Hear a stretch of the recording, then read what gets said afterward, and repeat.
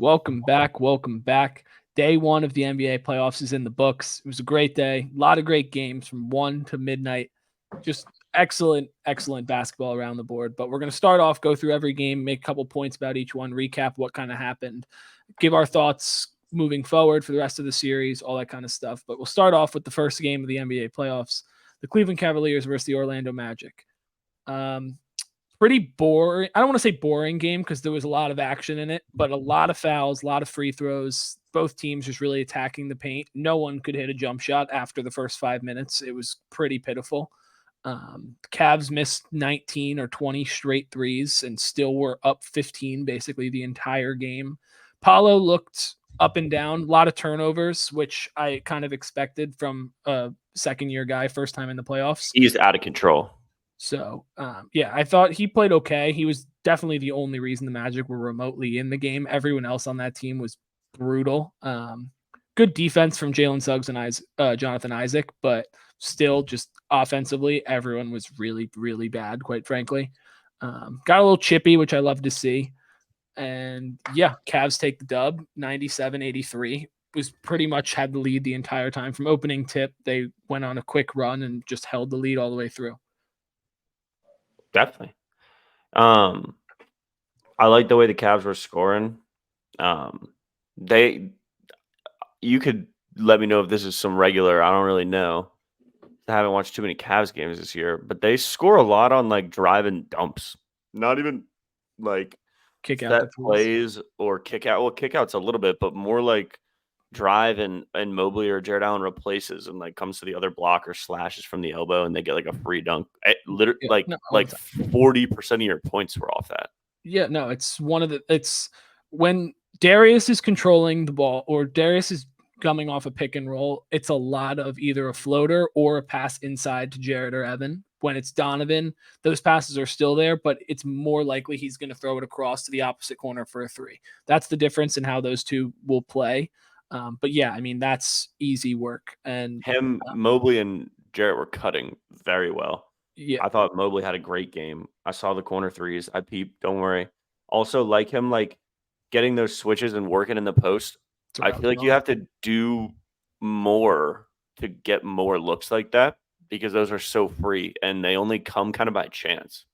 Yeah, I mean, this was one of the things that I've had question marks with the Cavs and JB Bickerstaff specifically is how he's going to coach in this series because their defense is really good and you're just going to have to exploit mismatches. And they ran some screens and the Magic switch pretty easily. You're running high pick and rolls the whole game. Yeah, they're pretty comfortable switching. So you're going to get a guy like a Wendell Carter on a guard, and then you're going to switch it with a Cole Anthony or a Jalen Suggs or whoever on a big. And you, especially in that first half with Evan Mobley, there was like 3 or 4 straight possessions where he just went to work. Yeah, just went to work on Cole Anthony. And like that just has to be free. I mean, the Magic adjusted to it in the second half. So credit to them and Jamal Mosley for making the adjustment because he didn't score in the second half. Or maybe he had 2 points, but like he didn't have nearly as an impactful second half on offense. But yeah, I mean, like those are the things you just have to hunt. And then once again, Donovan Mitchell just looking like the best player on the floor, just absolutely hooping, had a 30 ball today. Just offense was anything you kind of wanted was there. He just was in the flow of the game. Everything just seemed to come easy. Jay is a dog. I just want to say that. Jay is a dog, bro. J.A. looked like the best player on that team besides Donovan. He was unreal. What did he finish with? Like 20 or 16 and 17 or whatever? 16 and 18, yeah. So, I mean. I think the Cavs definitely have what it takes to make this a sweep if they wanted to. I don't think that Orlando is as skilled as they could be projected to be, even though that they're the dogs in this one. But I think Paolo just needs to continue to develop his game before he's ready to, really perform at the heights of his potential on this stage, be in the first round in the playoffs. But I'm looking forward to seeing, how he makes the adjustment, but it definitely starts with his 3-point shot. And I know that definitely needs to fall for his game, especially if he's getting those open looks towards the top of the key or to the left wing. I noticed that he was catching it right there. And Jalen Suggs, phenomenal ball. I see Jonathan Isaac, and the way he moves is so fluid for his height, which is kind of scary. Crazy. His He's defense, very good. He was very it's- good defensively. He hits threes Yes. too. Yeah, Facts. he shoots 38.5%, I think, which is great, especially for a guy that had 2 years, basically 2 years injured. So, Facts. But if go ahead. Mobley can play like this every game for 4 games or just 3 more games, then I feel like it could be a takeaway because Spider's gonna do his thing, DG's gonna do his thing, he's gonna feed JA, and I think he really got what it takes. Shout out to Isaac Okoro, making big time plays, sacrificing his body. And that's what it takes to beat an aggressive defensive team in like Orlando. But you got to do something about it. Like what I just said a minute ago, like get those matchups set up for him and take advantage of them. Don't just have it stumble on your front door and get free points every time he does it. It was such an efficient play points wise, like that Mobley mismatch post up baby hook, and you weren't looking for it. Yeah, The Magic are ass. The Magic are actually terrible. We could pull up 5 separate clips of me saying that throughout the entire year. The Magic are ass. Yeah, their offense is very bad. I mean, they're also terrible, bro. They're also playing against the top 7 defense in the NBA. The Cavs were 7th at the end of the season. Dude, they still just don't look good. But also for Magic fans, this is the game you kind of had to win, to be honest. Like based on how the game went, if I were to tell you the Cavs would miss 20 straight threes and you didn't win the game, like you have to win that game. Like the Cavs are not the best shooting team in the world. They're just not. And if you're going to go and have a team miss 20 straight threes or 19, 18, whatever it ended up being, but that many threes in a row, they ended up shooting, let's see, 27% from 3. Like they just won't do that again. They just won't. And like you have to win that game. And the fact you score 83 points and you went on a couple runs, don't get me wrong, but they were all based on turnovers and bad decisions by like Max Strus and Darius Garland. So like that's the only way offense remotely came. They had a 15 and a 17-point quarter. They scored 32 points in 2 quarters when they scored 26 to start. They went into the fourth quarter scoring 32 and 26 in the first and then the second and third. It just simply can't happen. And I know the Cavs defense is good, but that is a product of your offense being bad. It just is. They can't hit outside shots. It plays perfectly into what the Cavs want to do. Pack the paint. Don't allow paint points. And while, yes, they shot a shit ton of free throws, couldn't make them. Couldn't make your free throws. So, like, I don't know what you're going to be able to do with that. And going off of Slim's point, saying Paolo with the 3-point shot, I think, yes, that will eventually come for him. It's more, I think, more of the rest of the team can't shoot. Like, there was more. Ass, bro. They just can't hit open threes. It's wild to like They're watch. very bad. They have no flow.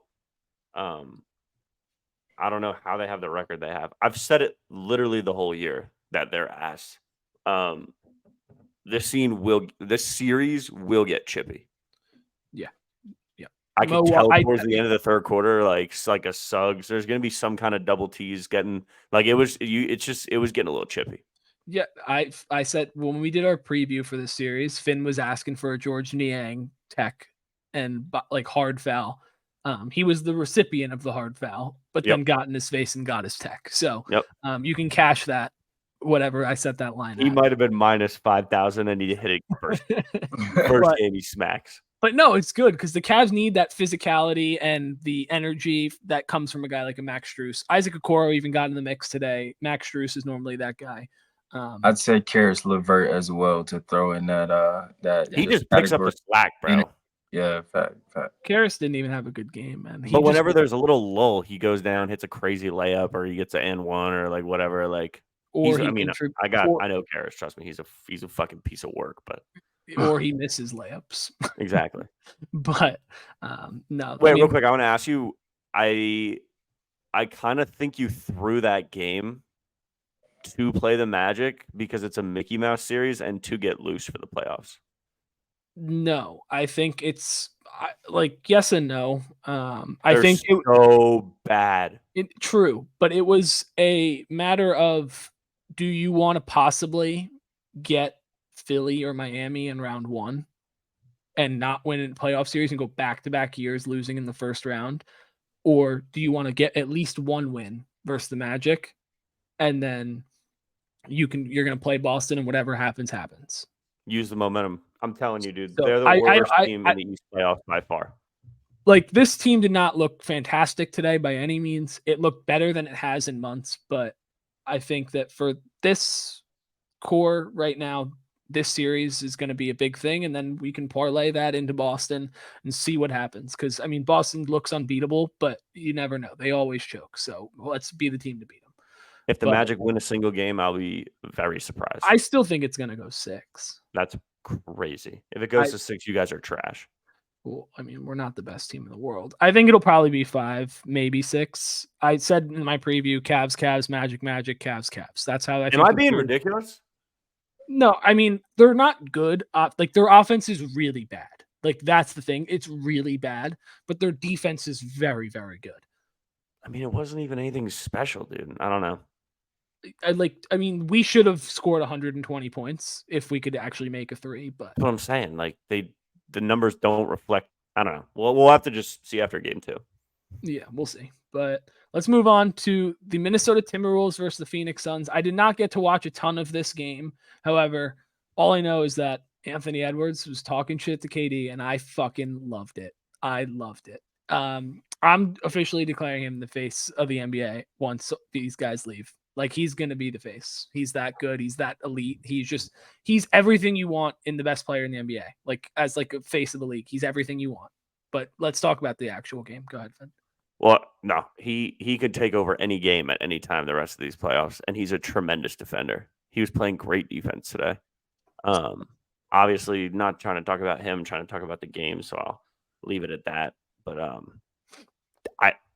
the way Jaden McDaniels played today is like, he's such a low-key threat, and they have a couple of guys like that. Nas doesn't really fit into that category. But he's just like a Swiss Army knife, dude. He gets done, bro. He does everything for them. And what really tripped me out was Rudy. I saw Rudy in the corner guarding Book on a possession, and he got cooked. Book ended up getting by him, cooking him. You know what I'm saying? But I saw the footwork coming from your 5-man, and I think it's great that you can trust him on the perimeter, against the guard, and try and recover as best as he can. Just to show that he's able to move, he's able to be mobile, which can stretch the floor for Anthony Edwards to be able to look for him or be able to find Cat, whoever it is. I think that Ant is really showing I can lead my team. I can step up offensively, not just make the best plays, facilitate for my teammates, get to the line, but make the smart plays and make the plays that will benefit us 5 minutes from now. Don't turn the ball over. Don't do anything too crazy. And I think that Phoenix just has to adjust. Minnesota's been number 1 seed, number 2 seed, number 3 seed the whole season. So it's like, battling that defense is gonna take the adjustment. I need to see more from Book. Bro, he needs to be more aggressive. Right. I mean, he took 18 or 16 shots. Yeah, but 24. He needs to be taking 25 shots. I agree, but when you have Jaden McDaniels on you, it's kind of hard.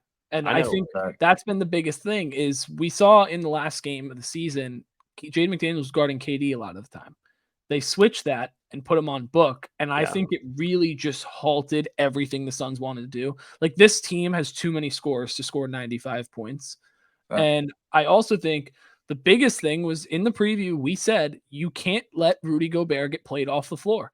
And Rudy Gobert, I am going to hate saying this, but I'm starting to rescind my hate for Rudy Gobert because he's playing great ball, dude. He's playing great. He's playing you can't take it away from good. If he's playing the way he's playing.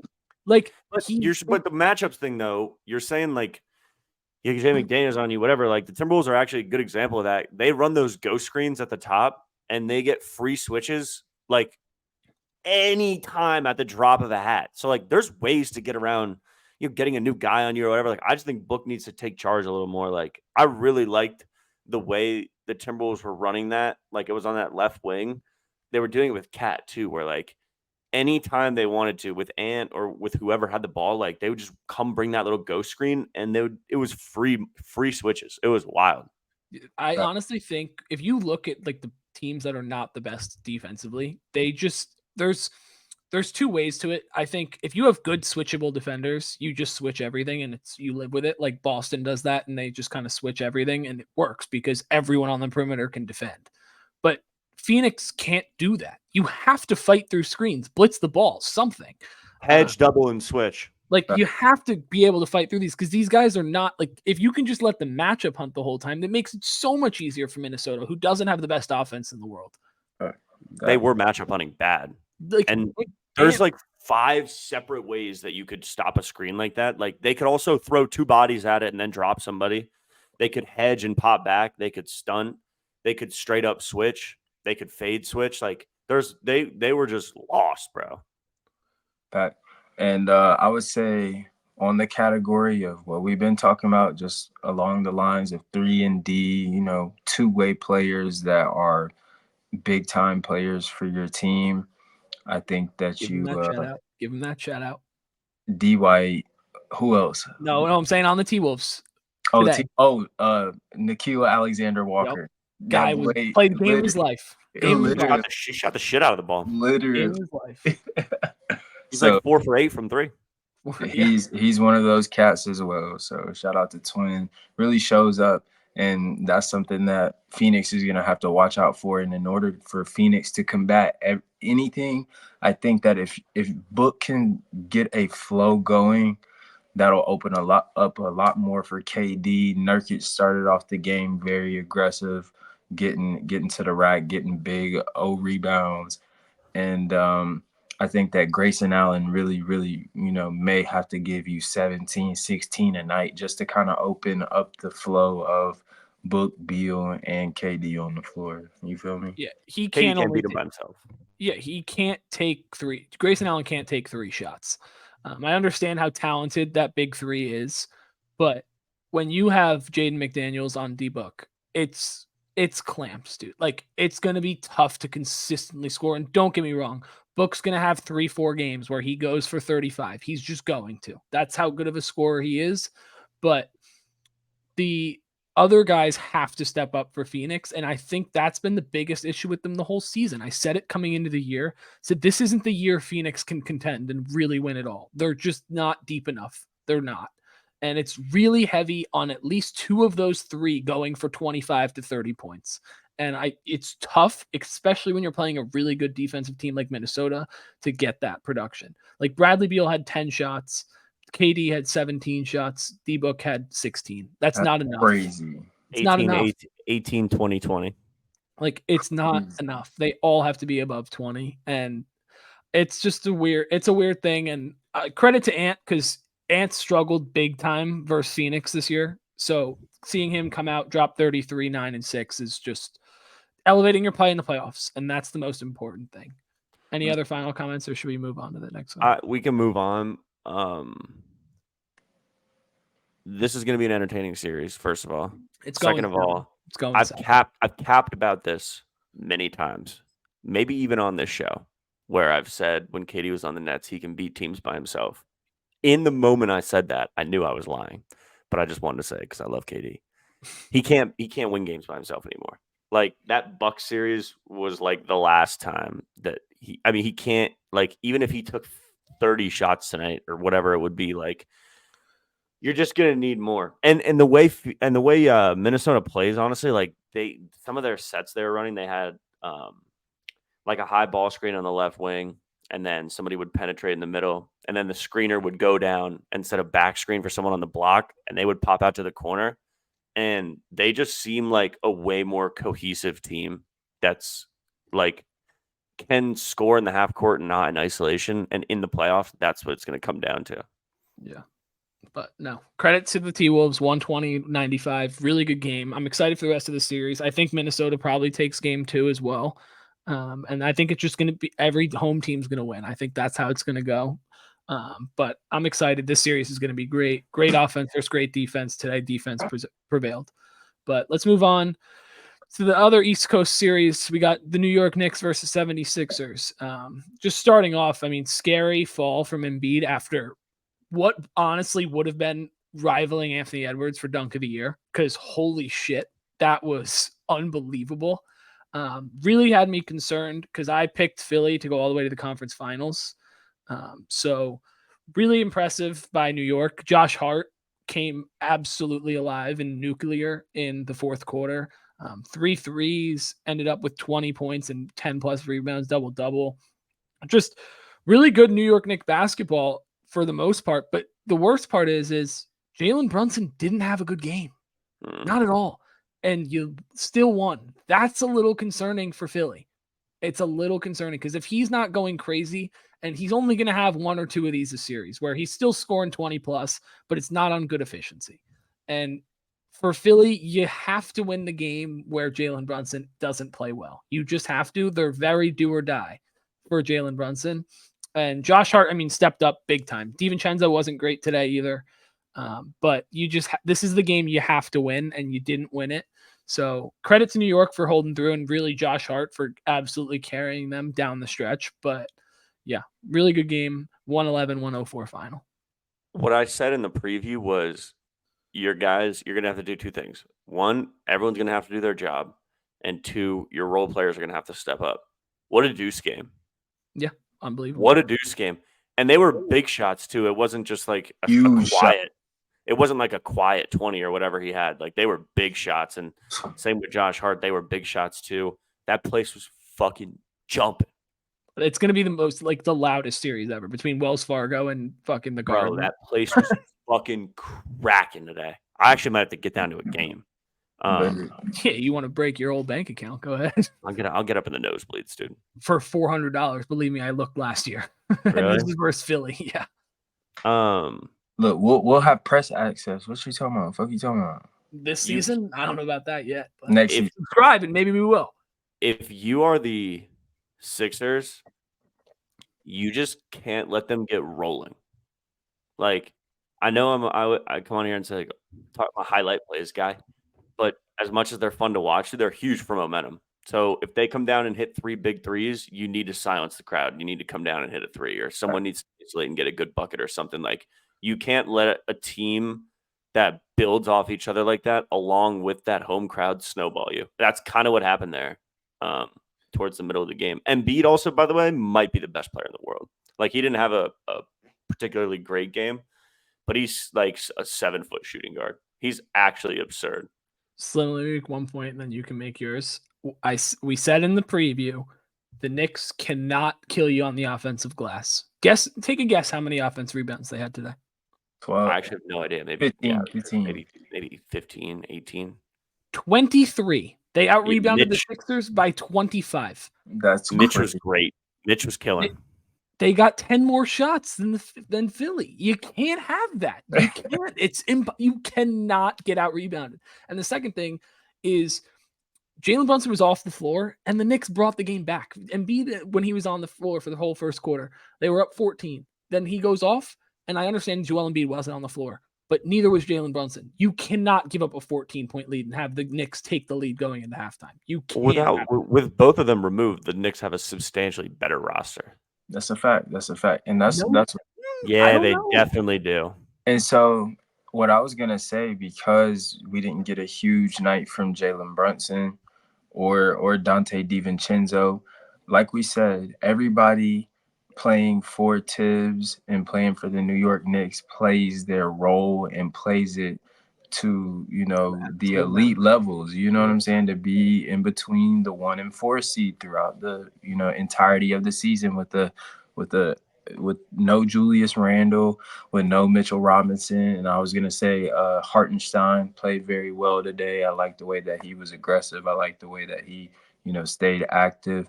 And I saw Bogdanovich come down, hit a big 3.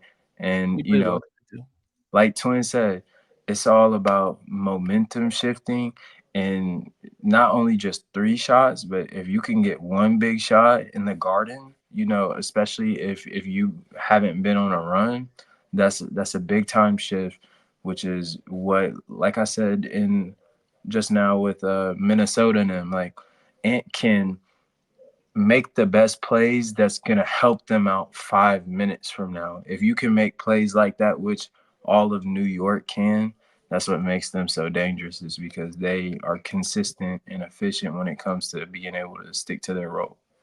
It's like this at every level. It could be AU, it could be high school, it could be college or the NBA, whatever it is. The way you stop runs is punctual plays on the other end. So, like, you just can't let them stack and roll because they're going to steamroll you. Especially when you're on the road, you can't allow the home team to get going like that. Call with a the crowd. timeout. There was multiple times they should have called it. It's I don't know. You especially when you have bench guys who are getting hot too. Like you got to just put a stop to that immediately. You can't let them Philly's get rolling. bench was not good today. It was No. not good. They scored 7 total points. So like, you just can't live with that. And going back to Philly had to win this game. The Knicks shot under 40% from the floor. That like you have to win that. I mean, like just 13 rebounds from Josh Hart, 12 from Mitchell Robinson, 7 from Hartenstein, 7 rebounds from Jalen Brunson. Like you just simply cannot give up that many offensive rebounds and expect to win this series. You can't. It's impossible. I think New York played a pretty good all-around game, and it's one that I feel like they kind of stole. I know they were at home, but that's one they just kind of like they stole it. They shouldn't have won. Like Philly coming out of halftime or going into halftime scored 12 points in the second quarter. It's terrible. It's awful. And credit to the Knicks for defending their asses off, but like it was just a rough game for Philly all over, between stressing out over the Embiid injury for the end of the first half, him coming back in. Like it was just kind of all over the place. But I don't want to end this little part of the video without giving Maxey a shout out, because He was great. his first real playoff series with him being the second guy and like the point guard, absolutely balled out. 33 points, 14 of 26 on the floor. Credit to him. He fucking balled out. He played great. He's crafty. He gets to his spots, gets to the cup. Yeah, and I think him putting the pressure on the rim is so crucial for Philly coming forward. Like he's going to have to consistently be in that range, which he can do. And like I said this on the preview, Embiid is very clearly not in game shape. There's multiple times. Mentally, I don't think he's mentally like trusting his knee. He's said it before. That's what I'm saying. There's multiple times that just you could tell by the way he's stanced up, like he's either got his hands on his knees or he's moving. It looks like he's moving at 50% speed. Some of those post ups are like one of the threes he took on the wing, like he hesitated and thought about it, like, and he actually passed up a couple good looks that he would have normally taken. So I definitely think he's playing cautious, which I don't even think he should be playing personally. I mean, he's gonna fucking hurt himself. But the number one thing you can just look at, you could not watch the game. You could look, and Embiid shot 8 threes. It's too many. Like I know he's a good 3-point shooter for his size. I know he's a good 3-point shooter for his size, but that's how you know you're not trusting your knee and you're mentally not there, like thinking that you can trust. How many boards did he have? You get the stats up? I don't feel like he crashed that hard. 8? Like it's not enough. You can't. It can't happen versus this Knicks team. But let's move on to the last game of the night. Lakers Nuggets was a good one. Started off all Lakers, and the Nuggets just came storming back in the third quarter. They ended up winning 114-103. Covered the spread. The Lakers were literally all AD and LeBron. LeBron had 27, 6 and 8. AD had 32, 14 and 5. And D'Angelo Russell, 6 of 20. Reeves was ass, bro. Reeves had a really bad first half, but ended up scoring 13, 5 for 9. But he just couldn't buy a bucket in the first half. And AD had a lot of turnovers. I know he had a good game overall, but a lot of turnovers. 4 turnovers can't happen. And there was a big time in that third quarter or early fourth quarter when the Lakers were trying to make a run. LeBron was on the bench. AD just couldn't put it in the basket. He just simply couldn't get it in. And I know that Jokic is a big guy, but he's not a defender. And you're a top 10 player in the NBA. You have to be able to put it in there. But the Nuggets played great overall. Like I thought they played a very good game. They started off a little slow, but once they got rolling, there was no way they were going to lose. You're not going to win any games if I think it was like the beginning of the third quarter, if Reeves and D'Lo are combined 0 for 11. Yeah. That's just like there's two issues with that. The first one is obviously you're 0 for 11, you haven't made a shot. And the second one is those two combined should not be taking 11 shots in 24 minutes combined. That's a fact. You think it should be more or less? Yeah, I think it should be substantially more. I agree. Let them chuck, dude. That's the only time the Lakers have obviously Bron and AD have both done their things throughout the year. But like when D'Lo's chucking and feeling himself, that's when they're at their best. And same with Reeves. He needs to be a threat because if he's not a threat, like it's mentally taxing on a team when you have multiple threats out on the perimeter. Like that also gives AD space down there to operate. Right.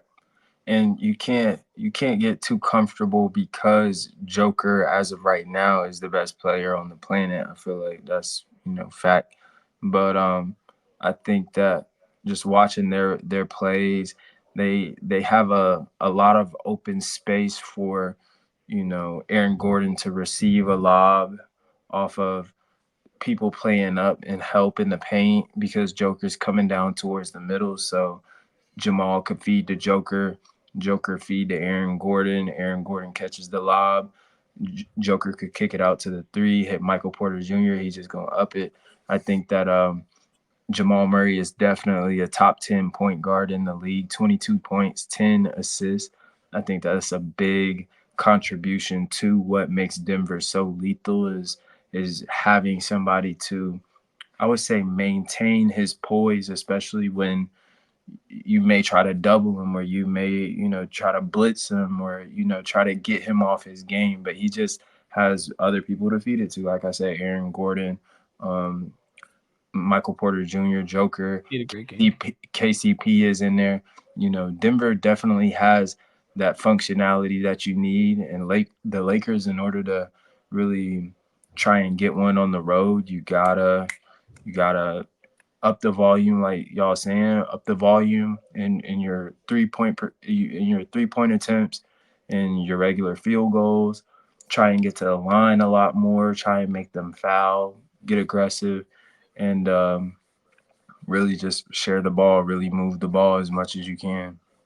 Yeah, no, I mean, like one of the things for Denver that I want to point out is Slim, you said it. Jamal Murray 10 assists, but you look at Jokic 7 assists, Aaron Gordon 7 assists. That's 24 assists, which is a lot of assists coming from the Nuggets, which means they're playing more team basketball. And I understand that they shot pretty well from three as a group and all that. But for Michael Porter Jr. specifically, we know that he takes a ton of threes every time he touches the ball. Every time he catches it, he shoots it. But he only shot 7 threes, but he had 8 field goal attempts inside the arc. That is so big for the Nuggets. Yeah. Him being a driving threat just allows so much more to happen for this team. Of course, he still had 0 assists. Shout out Michael Porter. But still, 19 and 8, like that is unbelievable production. And I think if he can consistently score in the mid-range and attacking the hoop, it's going to be huge for them because it just allows them to have another driver of the basketball where it's a lot of Murray dancing around, then getting a lane and kicking it out or shooting it. And the Nuggets or the Lakers double Jamal Murray a lot and kind of let Jokic do his thing, which is why Jamal Murray's assists are so high. And he's become so accustomed to it now, whereas Slim was saying he knows when to pass it out of the double. He knows where it's going to go. He knows where the pressure is coming from. He's done this. He knows where it's going to be. And I think that's so big for the Nuggets. And he didn't even have a fantastic game. He didn't have a great first half either. No, 9 of 24. I think he's the closer for them. Him and Jokic, they are just deadly late in games. And going back to last season, the Lakers just haven't been able to close games versus the Nuggets have. They just haven't. And every game has ended up being in the Nuggets' favor. I think the Nuggets are 9-1 versus the Lakers in the last 10. It's kind of sad. But yeah, I mean, D'Lo and Reeves are going to have to play better basketball if the Lakers are going to have a chance in this series. You got to let the pill fly, both of them. I mean, D'Lo shot 20 times, so but then you got to put the pill in. One of and a lot of those came in the second half, dude. Yeah, 1 of 9 from 3 is not going to cut it. You need to be at least 40%. And that's been the biggest issue for the Lakers the whole season. They can't hit shots. That's been the biggest question mark. They can't consistently hit from three. And I think they just have to get hot like they kind of did last season, where they just, as a team, were shooting it really, really well. What did Ben Shitty finish with? 0. No shot. He's such a fucking bum, dude. Good riddance. Damn. Like I said, I think for the Lakers, you gotta dig deep and use those guys who are top heavy and can impose their will, so to speak. I think that Rui Hachimura, for number one, is one of those cats that definitely is going to need to step up for the Lakers. And I would say Taurean Prince as well, if you want to try to look for it. That's the Nets trash, Taurean Prince. We dumped him off. He sucks. And you need that consistency from those types of players. I don't know did Cam get any minutes? I know Jackson Hayes has been Cam's hurt. Yeah. That's what Matt, I thought. 412. Why is Gabe Vincent still coming back from injury? Not really. He was just out a couple days. How is he playing 7 minutes and Taurean Prince is playing 20? Well, Taurean Prince had a good game. He was 4 of 7, 11 points. I know, but you're gonna make a big offseason acquisition for the playoffs and then not even play the guy. Yeah, I mean, I think he should be definitely playing more minutes than Spencer Dinwiddie. But to be fair to Darvin Ham and the Lakers, Gabe Vincent hasn't been hitting his three very well. He had a good game versus the Pels in the play-in, but his 3-point percentage is way down on the season as a whole. Like, he just hasn't been able to hit it, which I understand. Coming back from injury. Let him put him in. Yeah, I think Gabe is definitely. I mean, he was very, very impactful for Miami, but no, I mean, really good game. I'm excited to see where the series goes. I'm rooting for the Lakers. I did have Nuggets to cover tonight, so I was rooting for the Nuggets today. But going forward, I'm rooting for the Lakers. Ron's really different. Yeah, the fact that he's still doing this at 39 it's insane. He's still pissing me off at 39, dude. But any other final comments? We'll be back tomorrow for day 2 at the end of the night. So check back here around midnight or so, and we'll have a video live. But like, comment, subscribe. We'll be back. In peace.